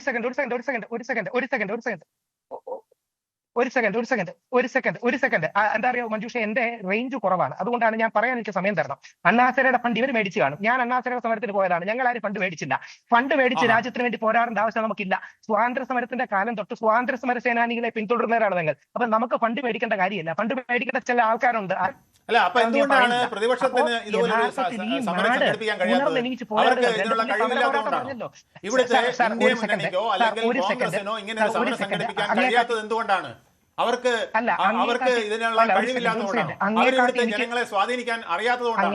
അവർ ഇവിടുത്തെ വിദ്യാർത്ഥികളെ ഇൻഫ്ലുവൻസ് ചെയ്യാൻ കഴിയാത്തതുകൊണ്ടാണ്. ഒരു സെക്കൻഡ് മഞ്ജുഷ ഒരു സെക്കൻഡ്. അദ്ദേഹത്തെ കാട്ടി ബഹളം വെക്കാൻ എനിക്കറിയാം. വേണമെങ്കിൽ നമുക്കൊരു ഷൗട്ടിംഗ് സംസാരിക്കുന്നത്, ഇല്ലെങ്കിൽ അദ്ദേഹത്തെ കാട്ടി ബഹളം വെച്ച് സംസാരിക്കാൻ കാണിക്കാം. 2, ശരി, ഞാൻ അതുകൊണ്ടാണ് എന്റെ ഇന്റർനെറ്റ് വീക്കാണ്. അതുകൊണ്ട് മാത്രമാണ് ഞാൻ പറയുന്നത്. 2 കാര്യങ്ങൾ. ഒന്ന്, സമരത്തിൽ നിങ്ങളൊക്കെ ഫണ്ട് മേടിച്ചിട്ടാണ് പോയത്. ഞങ്ങളൊക്കെ പോയത് ഈ രാജ്യത്തോടുള്ള സ്നേഹം കൊണ്ടാണ്. കോൺഗ്രസിനെതിരായിരുന്നുള്ള സമരം, അണ്ണാഹസാരയുടെ സമരത്തിന്, ബാബ രാംദേവിന്റെ സമരത്തിന് നിങ്ങളൊക്കെ കാശ് മേടിച്ചിട്ടാണ് പോയത്. ഈ രാജ്യത്തിന് വേണ്ടി അന്ന് 2G സ്പെക്ട്രം ഒക്കെ അടക്കം ഉണ്ടായിരുന്നു. ഈ രാജ്യത്തിന് വേണ്ടി പോരാടിയതാണ്. ഈ കാശ് മേടിക്കുക എന്ന് പറയുന്നത് ഒരു ആർഗ്യുമെന്റ് ആണ്. അത് പറയരുത്, അത് വൃത്തികേടാണ്. നിങ്ങൾ സ്വയം ഡീമീൻ ചെയ്യുന്ന പോലെയാണ്. ഇനി 2, പ്രൊട്ടസ്റ്റിന്റെ കാര്യം പറഞ്ഞല്ലോ. ശബരിമല പ്രക്ഷോഭത്തിന് ആദ്യം ജയിലിൽ പോയത് ഞാനാണ്. അതായത് എന്റെ മുത്തശ്ശി, എന്റെ അമ്മയും ഞാനും. ഞങ്ങളും സമരമൊക്കെ കണ്ടിട്ടുണ്ട് സാർ. സമരം ആരുടെയും കുത്തകയൊന്നുമല്ല. 2, ഈ നാട്ടിൽ ഇടതുപക്ഷത്തിന്റെ BJP ചെയ്യുന്നതിനെക്കാട്ടി അപ്പുറം ഇടതുപക്ഷ സമരം ചെയ്തിട്ടുള്ളവർക്ക് നാഷണൽ ഇമ്പാക്ട് കുറവാണ്. കോൺഗ്രസ്സുകാർ സമരം ചെയ്തിട്ടില്ലേ? അപ്പൊ ഒരു സമരത്തെ ബഹുമാനത്തോടെ കാണണം. രണ്ട്, മോദിജി ബഹുമാനത്തോടെയല്ലേ കാണുന്നത്? അതുകൊണ്ടല്ലേ ആ മനുഷ്യൻ രാത്രി 12 മണിക്ക് കഴിച്ച് ഫേസ്ബുക്ക് വീഡിയോ ചെയ്തു. അതിനെയെങ്കിലും ബഹുമാനിക്കണം. അതായത് മോദിജിയുടെ കുരം എന്താ? മോദിജിയോ അമിത്ഷായോ ഈ ഫണ്ടിന് ഈ സംരംഭത്തിന് വെളിയിൽ നിന്ന് ഫണ്ട് വന്നെന്ന് പറഞ്ഞു. ഒരു തരം ഈ വാട്സപ്പിലെ സുമേഷ് കാവിപ്പടയുടെ ലെവലിൽ സംസാരിക്കരുത്. മോദിജിയോ അമിത്ഷാജിയോ അജിത് ഡോവലോ, അജിത് ഡോവൽ എന്ന് പറയുന്ന ഇന്ത്യൻ ജെയിംസ് ബോണ്ട് ഇവിടെ ഇല്ലേ? വിദേശ ഫണ്ട് വരികയാണെങ്കിൽ പിന്നെ പുള്ളിക്ക് എന്താ പണി? പുള്ളിയുടെ സാലറി കൊടുത്ത് വിട്ടിരിക്കുന്നില്ല. അപ്പൊ അങ്ങനെയല്ല, ഒരു ആർഗ്യുമെന്റോടെ മീറ്റ് ചെയ്യണം. യഥാർത്ഥത്തിൽ രഞ്ജിനി ഹരിദാസ് കാശ് മേടിച്ചിട്ടാണ് പോയതെന്ന്. രഞ്ജിനി ഹരിദാസ് ജീവിതത്തിൽ ഉണ്ടാക്കിയ കാശിന്റെ 10-1 കാശ് ഇവർ ഉണ്ടാക്കിയിട്ടുണ്ടോ? ഈ രഞ്ജിനിയെ പോലെ ഒരു പ്രമുഖയായ വ്യക്തി അദ്ദേഹത്തിന്റെ കൺവിക്ഷനോട് കൂടി പോയതാണ്. രഞ്ജിനി ആവട്ടെ, ടോവിനോ ആവട്ടെ, മമ്മൂട്ടി കാശ് മേടിച്ചിട്ടാണോ പോയത്? അല്ലെങ്കിൽ മമ്മൂട്ടി കാശ് മേടിച്ചിട്ടാണോ പോസ്റ്റ് ചെയ്തത്? ടോവിനോ കാശ് മേടിച്ചിട്ടാണോ പോസ്റ്റ് ചെയ്തത്? ആസിഫ് അലി കാശ് മേടിച്ചിട്ടാണോ പോസ്റ്റ് ചെയ്തത്? പോട്ടെ, ലാലേട്ടന്റെ മകൾ വിസ്മയ കാശ് മേടിച്ചിട്ടാണോ? പക്ഷേ ഇവരൊക്കെ സെലക്റ്റീവ് ആണ് കേട്ടോ, സെലക്റ്റീവ് ആണ്. ശ്രീ രാഹുൽ സെലക്റ്റീവ് ആണ്. താങ്കൾ എല്ലാ കാര്യത്തിലും പ്രതികരിക്കും, താങ്കൾ എല്ലാ കാര്യത്തിലും പ്രതികരിക്കും, എല്ലാ സമരത്തിലും പങ്കെടുക്കും. അല്ലല്ല രാഹുലെ, താങ്കൾ എല്ലാ സമരത്തിലും പങ്കെടുക്കും, എല്ലാ കാര്യത്തിലും പ്രതികരിക്കും. പക്ഷെ ഇപ്പോൾ താങ്കൾ പറഞ്ഞ പേരുകാരുണ്ടല്ലോ, അവരൊക്കെ സെലക്റ്റീവ് ആണ്, അവസരവാദമാണ്. എന്താ ഞാൻ മനുഷ്യ കാര്യം പറയട്ടെ. അല്ല, അവസരവാദം അല്ല, അവർ പ്രതികരണ തൊഴിലാളികളല്ല. എന്തോ ഇനി കൂടെ പറയാം. അതാണ് സെലക്റ്റീവ് എന്ന് പറയുന്നത്. എന്നാ പിന്നെ ഒരിക്കലും പ്രതികരിക്കരുത്. ഒരു വർഷത്തിലധികം ആശാവർക്കർമാർ വെയിലും മഴയും കൊണ്ടുള്ള സമരം ചെയ്തിട്ട് അവരാരും പ്രതികരിച്ചില്ല. അല്ല, അവരെ താങ്കൾ കൂട്ടുപിടിക്കേണ്ട, താങ്കൾ എല്ലാ കാര്യത്തിലും പ്രതികരിക്കുന്നയാളാണ്. ശ്രദ്ധിക്കൂ, അതുകൊണ്ടാണല്ലോ താങ്കൾക്ക് വിദേശ ഫണ്ട് ഇറങ്ങിയുള്ള ആരോപണം നേരിടേണ്ടി വരുന്നത്. അങ്ങനെയല്ല മഞ്ജുഷ, അങ്ങനെയല്ല. അല്ല മഞ്ജുഷ, എനിക്ക് ബഹളം വെക്കാൻ പറ്റില്ല. ഒരു സംഗതി ശ്രദ്ധിക്കൂ. ജൂലൈ 20 ഈ നാട്ടിലെ യുവാക്കളെ ക്രൂരമായി അടിച്ചപ്പോഴാണ് ഈ നാട് ഉണർന്നത്. ഇനി മുരളി മനോഹർ ജോഷി, BJPയുടെ സ്ഥാപക നേതാവും ഏറ്റവും ആദരണീയനായ ഒരു ഐഡിയോലോഗുമാണ്. മുരളി മനോഹർ ജോഷി ബംഗ്ലാദേശിൽ നിന്ന് ഫണ്ട് മേടിച്ചിട്ടാണോ പെൺകുട്ടികൾക്ക് നേരെ വരെ ബ്രൂട്ടാലിറ്റി ഉണ്ടായെന്ന് പറഞ്ഞു? അമേരിക്കൻ CAA മുരളി മനോഹർ ജോഷി ആസാരെയും ഫണ്ട് ചെയ്യുന്നുണ്ടോ? മുരളി മനോഹർ ജോഷി എത്ര മനോഹരമായിട്ട് എഴുതിയിരിക്കുന്നു, ഇതൊരു ലോ ആൻഡ് ഓർഡർ ഇഷ്യൂ അല്ല, പകരം നമ്മൾ ഇതിനെ എമ്പതിയോടെ കൈകാര്യം ചെയ്യണം. യുവാക്കൾക്ക് കൺസേൺ ഉണ്ട്. മുരളി മനോഹർ ജോഷി എന്ന BJPയുടെ സ്ഥാപക നേതാവ് കാണിക്കുന്ന മര്യാദ, മോദിജി കാണിക്കുന്ന മര്യാദ, അമിത്ഷായും അജിത് ഡോവലും മിണ്ടാതെയാണെങ്കിലും കാണിക്കുന്ന മര്യാദ ബാക്കിയുള്ളവർ കാണിക്കണ്ടേ? ശരി, അഖിൽ ദേശവിരുദ്ധരും അതുപോലെ തന്നെ വിദേശ ഫണ്ട് കൈപ്പറ്റുന്നവരും എന്നുള്ള ഒരു ചാപ്പ കുത്തുന്നുണ്ട്. അതിനുള്ള മറുപടിയാണ് ഇപ്പോൾ രാഹുൽ ഈശ്വർ നൽകിയത്. അഖിൽ, അല്ല, ഞാൻ ഈ ചർച്ചയിൽ എവിടെയെങ്കിലും അവർ അങ്ങനെയുള്ള ആൾക്കാരാണ് എന്ന് വിദേശ ഫണ്ട് ഉണ്ടെങ്കിൽ അത് അമിത്ഷാ അല്ലേ? വിദേശ ഫണ്ട് ഉണ്ടെങ്കിൽ അമിത്ഷായുടെ ഉത്തരം രാഹുൽ ഈശ്വർ നിർത്തിയെങ്കിൽ ഞാൻ പറയാം. പറഞ്ഞോളൂ. എനിക്ക് ഇതിലൊരു കാര്യം മാത്രമേ രാഹുൽ ഈശ്വറിനോട് പറയാവുള്ളൂ. രാഹുൽ ഈശ്വർ അവിടെ സമരത്തിൽ പോയതോ, രാഹുൽ ഈശ്വർ സ്വന്തം കയ്യിൽ നിന്ന് പൈസ എടുത്ത് പോയതോ, ഇനി ആരോടെങ്കിലും കടമേടിച്ചു പോയതാണോ, അതൊന്നും ഒരു പ്രശ്നമില്ല. പക്ഷെ പോകുന്ന വഴിക്ക് വഴിക്കിടത്ത് ഒരു തേങ്ങ എടുത്ത് ഗണപതിക്ക് അടിക്കുന്നത് പോലെ അതിൻ്റെ കൂട്ടത്തിൽ അയോധ്യ കൊള്ളയെന്ന് ഈ രാഹുൽ ഈശ്വർ പറയണ്ട. അവിടെ ഏതെങ്കിലും തരത്തിലുള്ള ഈ അഴിമതി നടന്നിട്ടുണ്ട്, അല്ലെങ്കിൽ ക്രമക്കേട് നടന്നിട്ടുണ്ടെങ്കിൽ അവിടെ ഒരു അന്വേഷണമൊക്കെ നടക്കുന്നുണ്ട്. രാഹുൽ ഈശ്വറിന്റെ കയ്യിൽ നിന്ന് എന്തായാലും അവിടെ അയോധ്യയിലേക്ക് ഒന്നും സംഭാവന ചെയ്തിട്ടില്ല എന്നതാണ് ഞാൻ വിശ്വസിക്കുന്നത്. കാരണം അതിലേക്ക് വലിയ കോൺട്രിബ്യൂഷൻ ഒന്നും രാഹുൽ ഈശ്വർ നടത്തിയിട്ടില്ല. ചുമ്മാ അതുകൊണ്ട് പോണ പോക്കിൽ ഒരു അയോധ്യയും കൂടി ഇരിക്കട്ടെ എന്നുള്ള രാഹുൽ ഈശ്വറിന്റെ പരാമർശം വേണ്ട, അതൊരു തെറ്റാണ് എന്ന് ഞാൻ ഓർമ്മിപ്പിക്കുകയാണ്. രണ്ട്, പറഞ്ഞിരിക്കണം. ഞാൻ പ്രാണപ്രതിഷ്ഠയ്ക്ക് പോയി, അങ്ങ് അറിയണം, പ്രാണപ്രതിഷ്ഠയ്ക്ക് ഞാൻ പോയി.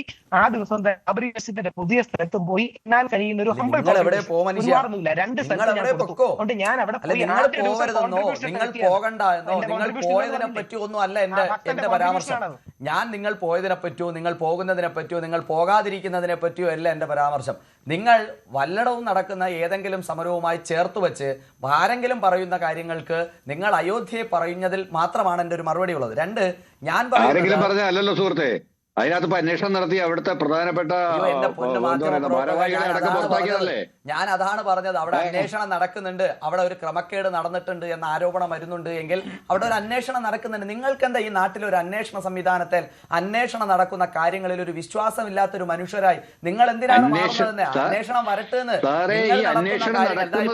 നിങ്ങളുടെ സർക്കാർ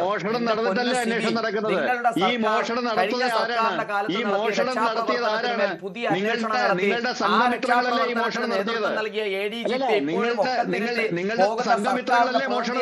അത് നിങ്ങൾ മറക്കരുത്.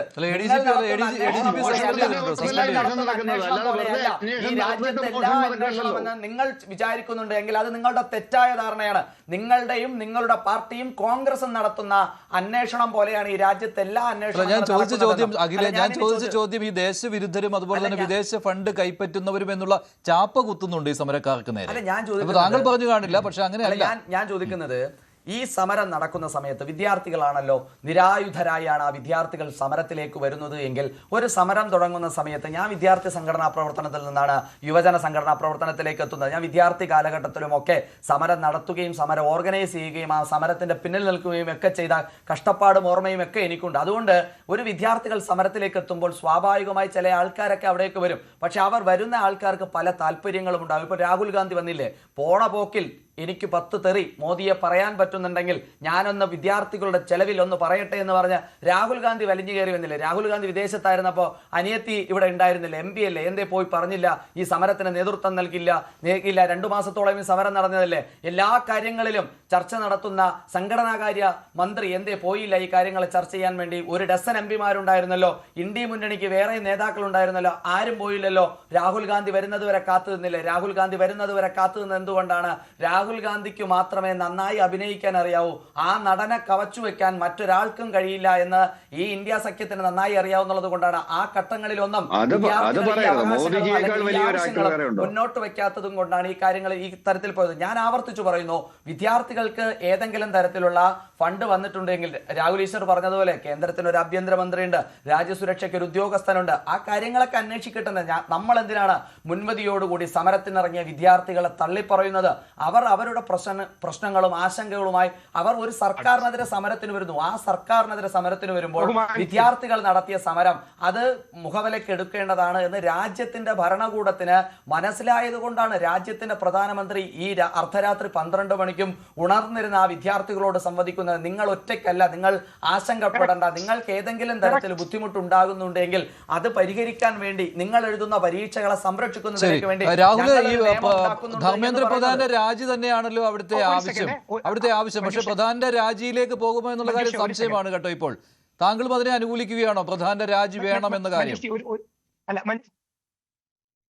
മഞ്ജുഷി, ഒരു കാര്യം ആദ്യം തന്നെ ശ്രീ അഖിൽ പറഞ്ഞ അവസാനത്തെ ഭാഗം പൂർണ്ണമായി അംഗീകരിക്കുന്നു. വന്ദേ മാതരം ആ സമീപനമാണ് നമ്മുടെ രാഷ്ട്രീയ കക്ഷിയിൽ നിന്ന് വേണ്ടത്. അതിന് മുമ്പ് പറഞ്ഞത് ശ്രീ മോദിജി നമ്മുടെ പ്രധാനമന്ത്രിയാണ്, ശ്രീ രാഹുൽ ഗാന്ധി നമ്മുടെ ഷാഡോ പ്രൈം മിനിസ്റ്റർ അല്ലെങ്കിൽ പ്രതിപക്ഷ നേതാവാണ്.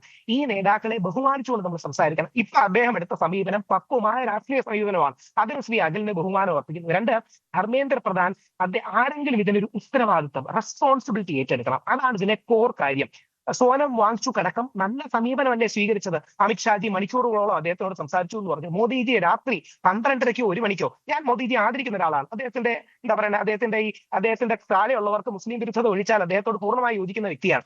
മോദിജി രാത്രി 12 മണിക്ക് വീഡിയോ ഇട്ടു. സോനം വാങ്ചുക്കിനെയും വൈഫിനെയും ട്വിറ്ററിൽ തെരഞ്ഞുപിടിച്ച് അവരുടെ ഹാൻഡിലുകൾ എടുത്ത് അവർക്ക് മെസ്സേജ് അയച്ചു, അദ്ദേഹത്തിന് പ്രാർത്ഥിക്കുന്നു. ഇതൊക്കെ മോദിജി ചെയ്യുന്ന നല്ല കാര്യങ്ങളാണ്.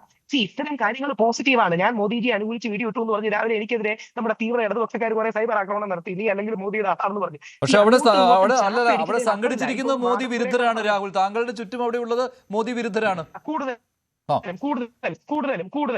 കൂടുതലും സത്യം അങ്ങനെ തന്നെയാണ്. ഞാൻ കുറച്ചുപേരോട് സംസാരിച്ചു, എന്നിട്ട് അവരൊരു വളരെ മോശം പ്രയോഗം നടത്തി. ഞാനപ്പോൾ അവരോട് എനിക്കറിയാവുന്ന ഹിന്ദിയിൽ പറഞ്ഞ് മനസ്സിലാക്കി, അങ്ങനെയല്ല, മോദിക്കെതിരെ അല്ല അല്ലെങ്കിൽ മോദിജിക്കെതിരെ അല്ല ഈ പ്രശ്നം, നീറ്റിന്റെ വിഷയം മാറ്റാൻ വേണ്ടിയാണ്. ഇനി അങ്ങ് ഒരു കാര്യം പറഞ്ഞ പോലെ സത്യമാണ്, ഇവിടെ വിദ്യാർത്ഥികളുണ്ട്, വിദ്യാർത്ഥികളോടൊപ്പം കുറച്ച് കർഷകർ ചേരാൻ വന്നു. ഇന്ന് സിഖുകാർ കുറച്ചധികം ഉണ്ട്. ഞാൻ പഞ്ചാബിലായിരുന്നു, അവിടെ ഒരു വലിയ ബറ്റാലിയൻ ഇങ്ങോട്ട് ആൾക്കാർ വന്നിട്ടുണ്ട്. പഴയ കർഷക സമരത്തിന്റെ പോരാട്ടവും ഉണ്ട്, ബാഗേജും ഉണ്ട്, ആൾക്കാരുണ്ട്. ഈ വ്യത്യസ്ത ആൾക്കാരോട് വരും. രാഹുൽ അവിടെ മോദി വിരുദ്ധ മുദ്രാവാക്യങ്ങൾ വിളിക്കുമ്പോൾ താങ്കൾക്ക് അത് ഏറ്റുവിളിക്കാൻ പറ്റുമോ രാഹുൽ? ഉറപ്പായിട്ടുമില്ല. 101% അതുകൊണ്ടാണ് ഇന്നലെ മറ്റൊരു ചാനലിൽ നിന്ന് ചില ആൾക്കാർ പറഞ്ഞു RSSലെ ചില ആൾക്കാർ പെൺകുട്ടികളെ അടിച്ചു. ഞാൻ പറഞ്ഞു RSSലെ ആരും അടിച്ചെന്ന് എനിക്ക് തോന്നുന്നില്ല. അവിടെ പോലീസുകാരും പോലീസ് വേഷമിട്ട ചില ആൾക്കാരും അടിച്ചു. ഈ വിഷയത്തെ രാഷ്ട്രീയമായി ഉപയോഗിച്ചാൽ അത് വിദ്യാർത്ഥികളോട് നമ്മൾ ചെയ്യുന്ന തെറ്റാണ്. കുറെയൊക്കെ പൊളിറ്റിക്സ് കടന്നു വരും. പക്ഷെ അതിനപ്പുറം ഒരു പ്രിൻസിപ്പിൾഡ് ക്വസ്റ്റ്യൻ ഞാൻ വീഡിയോ എടുത്തിട്ടുണ്ട്. ഞാൻ ഒരു പക്ഷേ ഞാൻ എന്റെ സോഷ്യൽ മീഡിയയിൽ ഇടാം. അവിടെ ശ്രീ അഖിലും കൂടെ കേൾക്കേണ്ടതാണ്, ജയകുമാർ സാർ കേൾക്കേണ്ട, അല്ലെങ്കിൽ അദ്ദേഹം കേൾക്കേണ്ടതാണ്.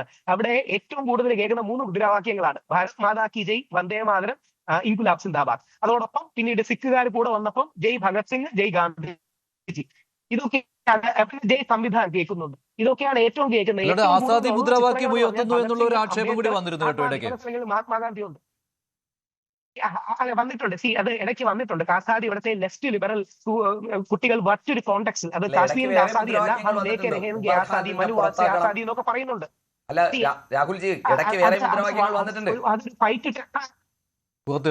ഇല്ലെന്ന് പറയുന്നില്ല, അതിനെ ഇഗ്നോർ ചെയ്യൂ.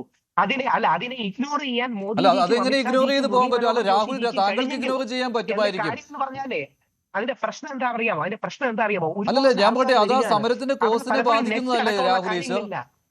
ബാധിക്കുന്നുണ്ട്. ഇന്നലെ അഭിജിത്ത് ചൂടായല്ലോ.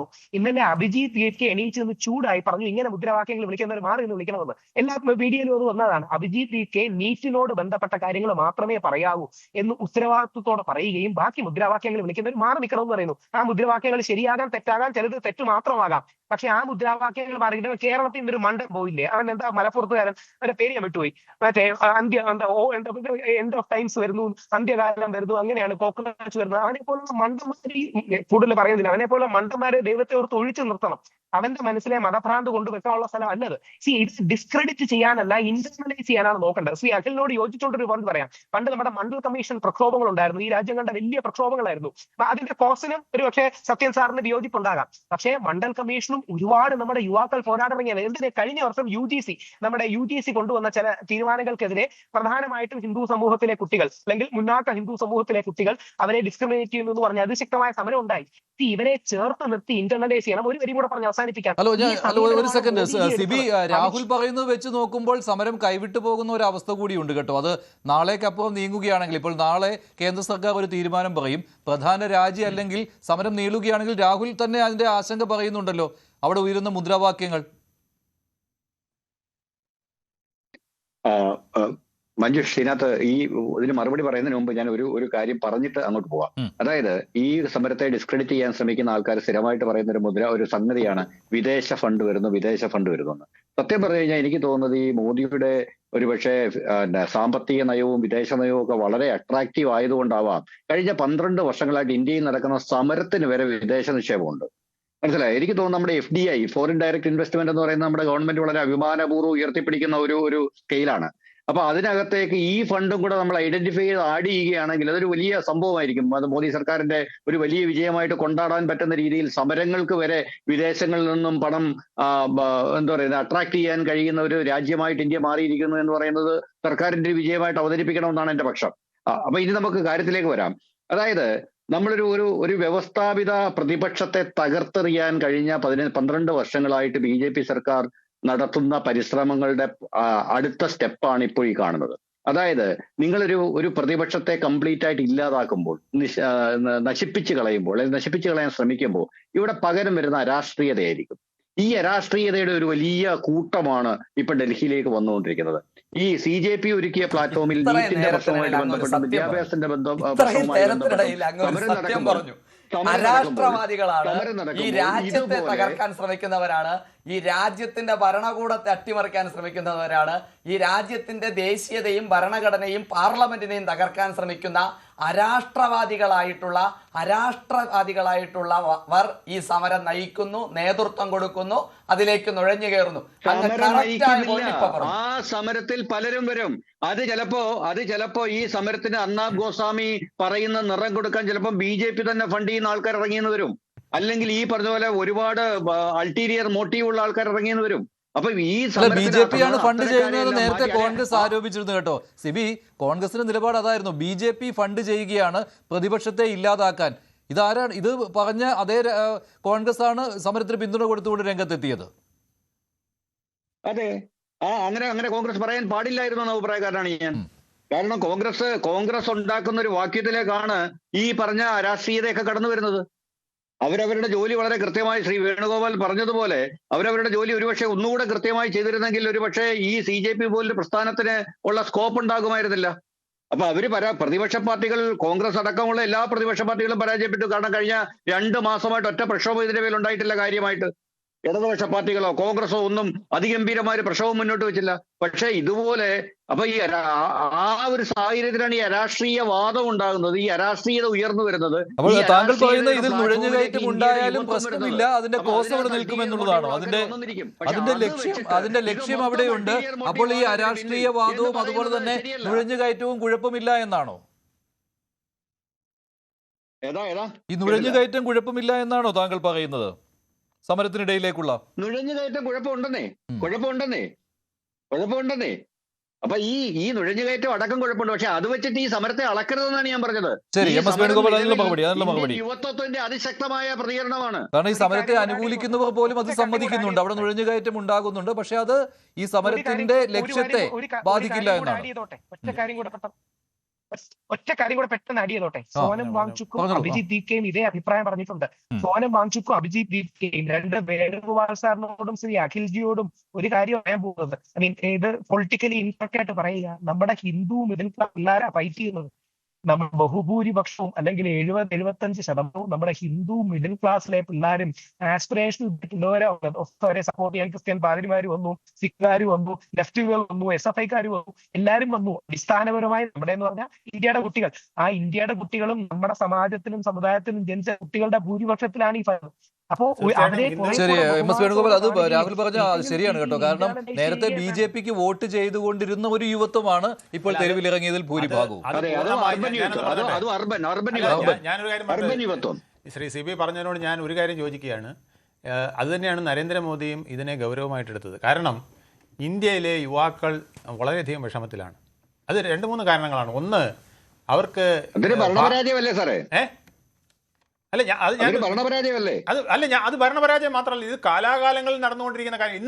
ഇന്നിപ്പോ CB മനസ്സിലാക്കേണ്ട ഒരു കാര്യം, ഇന്ന് അവിടെ ജെൻസികളെ ഇന്ത്യ ടുഡേ പിന്നെ അവരുടെ ടേബിളിൽ വെച്ച് ഇന്റർവ്യൂ ചെയ്തുകൊണ്ട് നിൽക്കുകയായിരുന്നു 6 മണിക്ക് ഞാൻ ഇങ്ങോട്ട് ഇറങ്ങിയപ്പോൾ. ആ കുട്ടികൾ പറഞ്ഞതെന്നറിയാമോ? We have no faith in our politics, our politicians are cheating us എന്നാണ് പറയുന്നത്. കാരണം അവർ പറയുന്നത് അവരുടെ കാര്യം മാത്രമേ നോക്കുന്നുള്ളൂ, ഞങ്ങളുടെ കാര്യം നോക്കുന്നില്ല. അപ്പം നിങ്ങൾക്ക് എങ്ങനത്തെ പൊളിറ്റിക്സ് വേണമെന്ന് ചോദിച്ചപ്പോൾ somebody should listen us, somebody should care us, അങ്ങനെയുള്ളവരാണ് വേണ്ടതെന്ന്. അങ്ങനെ ഒരുത്തൻ ഇവിടെ ഇല്ല എന്നാണ് അവർ പറയുന്നത്.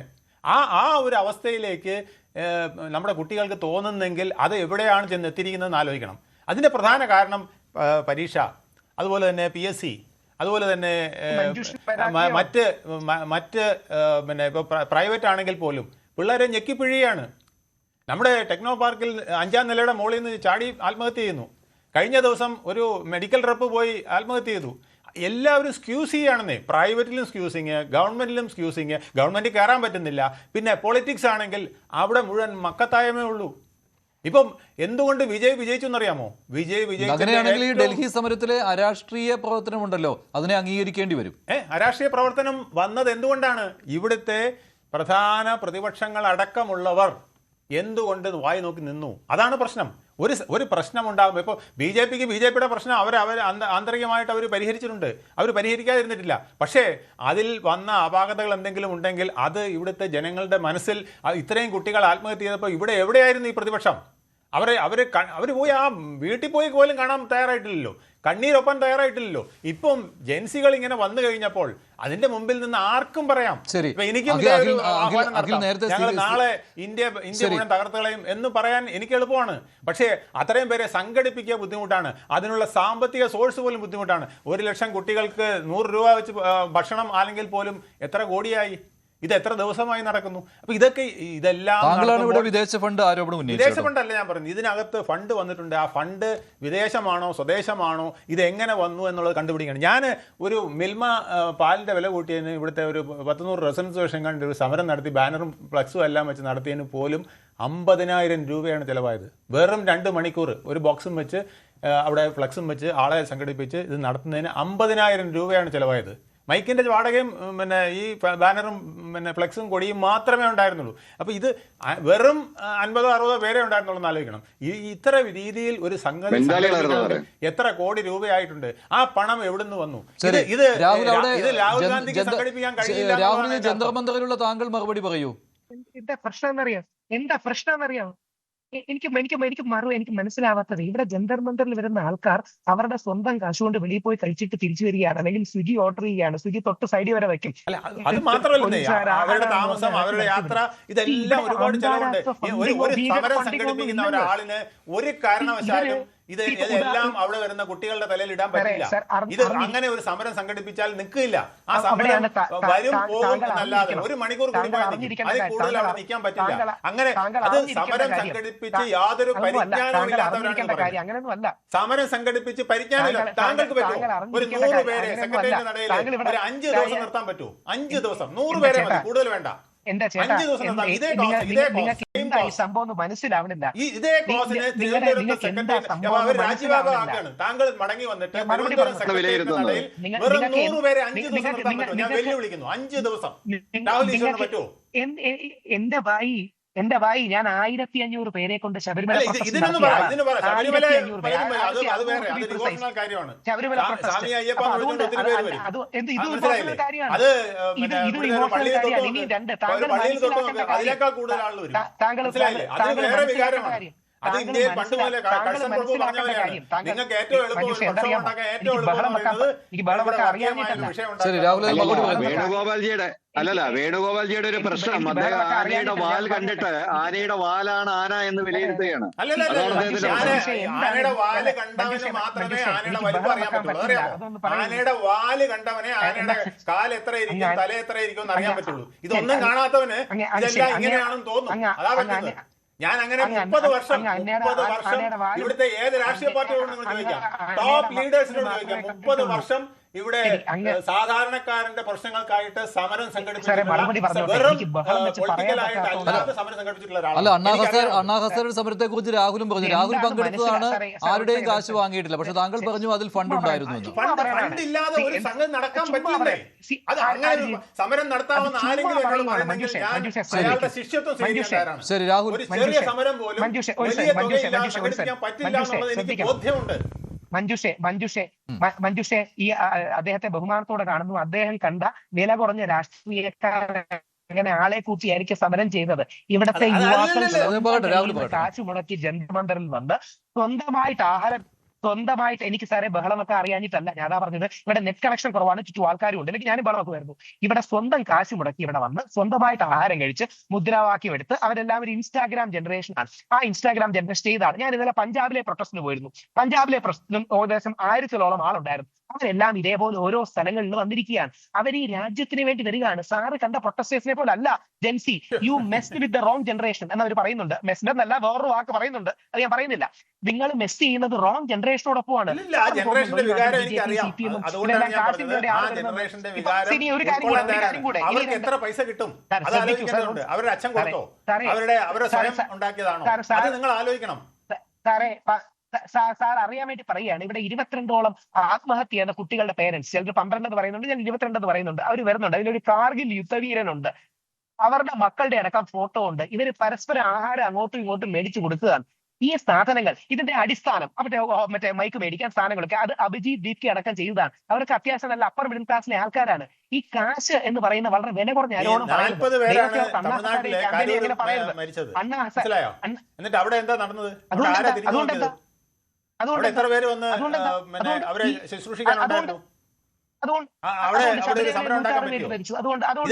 ഒരുപാട് സ്ഥലത്ത് 40-50 പേര് ഇതുപോലെ ആൾക്കൂട്ടം ഉണ്ടായിട്ടില്ല. പക്ഷെ ഫണ്ട് വന്നിട്ടുണ്ടാവും. ഫണ്ട് വരും. നമ്മള് വയനാട് ദുരന്തം നടന്നപ്പോൾ അവിടെ വന്ന് ഫണ്ട് കൊടുക്കണം. ആ ഫണ്ട് എങ്ങനെയാണ് വരുന്നത്? India government, Kerala government account നോക്കിയാൽ അറിയാം എവിടുന്നൊക്കെയാ വന്നതെന്ന്. അത് വരും. അതില്ലാന്ന് ഞാൻ എന്നുള്ളതാണ്. 106 പേര് ശബരിമലയിൽ പുല്ലുമേടി ഭരിച്ചു. സാർ പോയി പ്രൊട്ടസ്റ്റ് ചെയ്ത സാർ ഭവനം ചെയ്യാത്തത് 106 പേര് ഭരിച്ചില്ലേ? കുറച്ചുകൂടെ പേര് ഭരിച്ചില്ലേ? സമരം ചെയ്തിട്ടുണ്ടല്ലോ. അതായത് ഇവിടുത്തെ സമരം എന്താ? ഇനി ഇല്ല, അങ്ങനെ ആരും സമരം ചെയ്യില്ല. ഇനി സംഭവിച്ചെന്താ?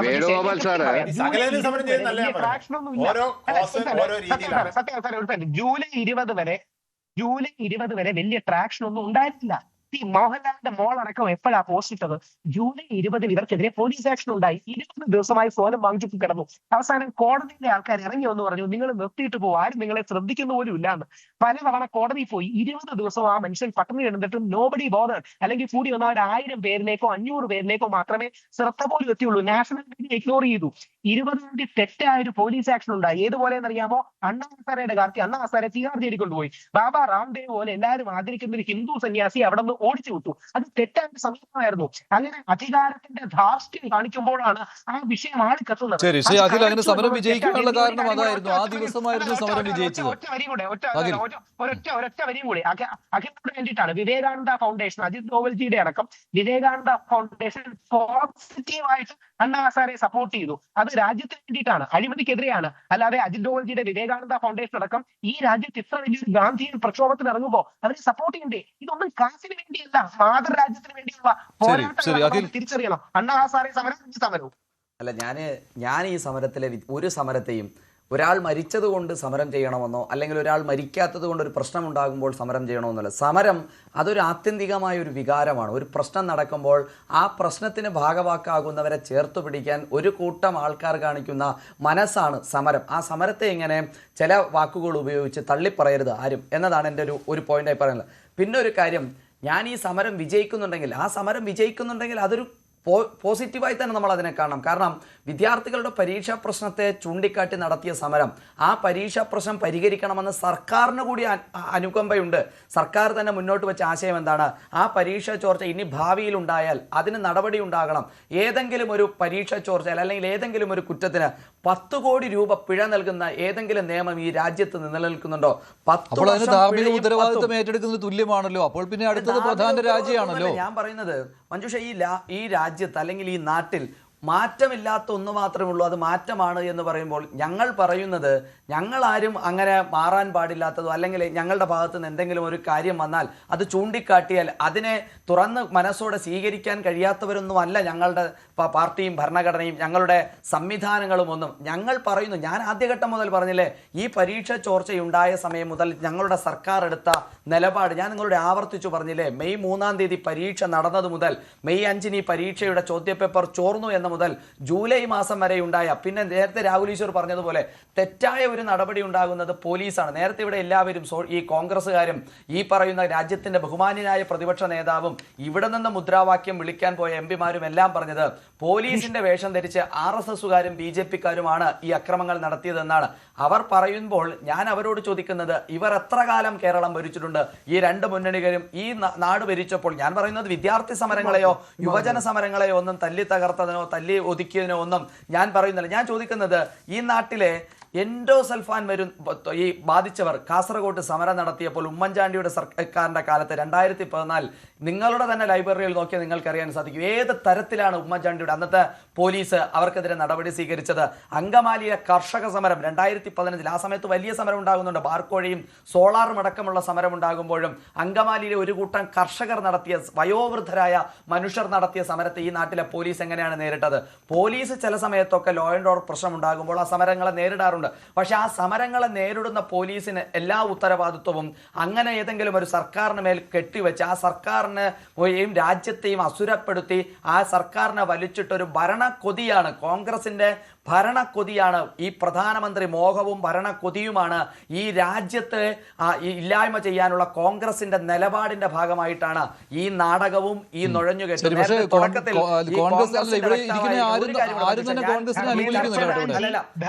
ചർച്ചയുടെ ഒരു സമയത്ത് പോലും ഒരാൾ സംസാരിച്ചപ്പോൾ പോലും ഇടപെട്ട ഒരാളല്ല ഞാൻ. ചർച്ചയുടെ മുഴുവനായ മാന്യതയും പുലർത്തിയ ഒരാളാണ് ഞാൻ. ഒരു കാര്യം കൂടി എനിക്ക് പറയാനുള്ളൂ.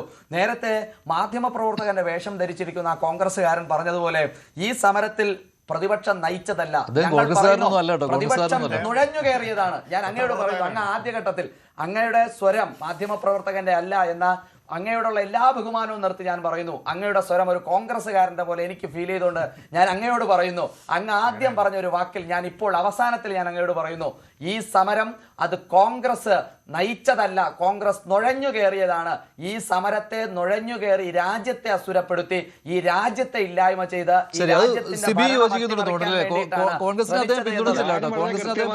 ഒരു പോയിന്റാണ് അഖിലേത്. അതായത് കോൺഗ്രസ് നയിക്കേണ്ട ഒരു സമരമായിരുന്നു ഇത്. കഴിഞ്ഞ 2 മാസമായിട്ട് അവർ അനങ്ങിയില്ല. പ്രതിപക്ഷത്തിന്റെ സമ്പൂർണ്ണ പരാജയമായിരുന്നു എന്ന് തന്നെയാണ് ഞാനും പറഞ്ഞത്. അല്ലാതെ എവിടെയാണ് ഞാൻ അല്ലാതെ പറഞ്ഞത്? അല്ല, ഞാൻ പറഞ്ഞത്, ഞാൻ അങ്ങ് പറഞ്ഞതാണ്. അങ്ങ് ചില സമയത്ത് നല്ല കളിക്കാരനെ പോലെ രാഹുൽ ഗാന്ധി കളിക്കുന്നത് പോലെ കളിച്ചതുകൊണ്ട് അങ്ങ് ഏത് ട്രാക്കിലാണ് ഓടുന്നതെന്ന് മനസ്സിലാവാത്തതുകൊണ്ടാണ് ഞാൻ ആദ്യം മുതൽ അത് മനസ്സിൽ കരുതി വെച്ചിരുന്നത്. രാഹുൽ വരും ദിവസങ്ങളിലും അവിടെ ഉണ്ടാവുമോ, അതോ ഇന്ന് ഒറ്റ ദിവസം പിന്തുണ കൊടുത്തിട്ട് മടങ്ങുകയാണോ?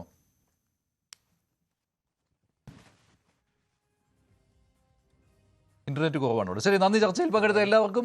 ഇന്നത്തെ ചോദ്യം ഇതായിരുന്നു: CJP പ്രക്ഷോഭം, ധർമ്മേന്ദ്ര പ്രധാൻ രാജിവെക്കണോ? വേണമെന്ന് 70% പ്രേക്ഷകർ, വേണ്ട എന്ന് 28%.